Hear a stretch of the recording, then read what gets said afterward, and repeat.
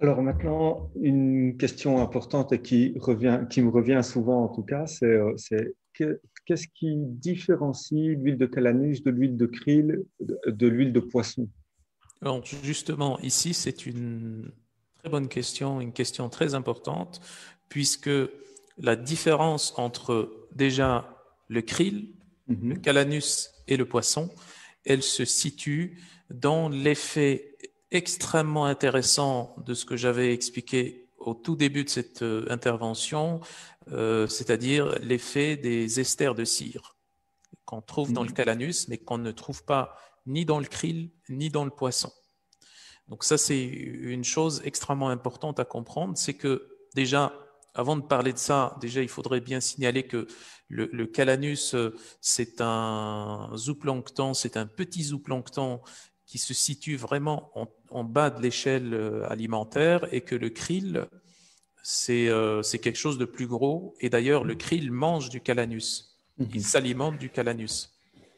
Donc, déjà, dans ce sens-là, on a une certaine différence, mais par contre, en termes de différence pratique, le calanus qui contient des esters de cire, donc tous les lipides qui sont contenus dans le calanus sont stockés sous forme d'ester de cire, et cette forme d'ester de cire produit un effet extrêmement intéressant sur l'absorption notamment des oméga 3, donc les EPA et les DHA, parce que ça pourrait prolonger les effets des EPA et DHA, ça pourrait les prolonger jusqu'à 10 ou 12 heures. Pourquoi? Parce que l'absorption des oméga 3 ici, ça sera une absorption lente, petit à petit, ça sera une absorption différée, et donc l'effet des oméga 3 va durer beaucoup plus longtemps que ce qu'on obtient avec le krill et avec le poisson. Donc, parce que tout simplement, les esters de cire s'absorbent et libèrent petit à petit les oméga 3 et ces oméga 3 vont être absorbés petit à petit et on aura un effet de longue durée. Donc ça, Mhm. c'est une première chose, une première caractéristique extrêmement intéressante par rapport au calanus. Pour le krill, par exemple, ces lipides sont stockés principalement sous forme de phospholipides.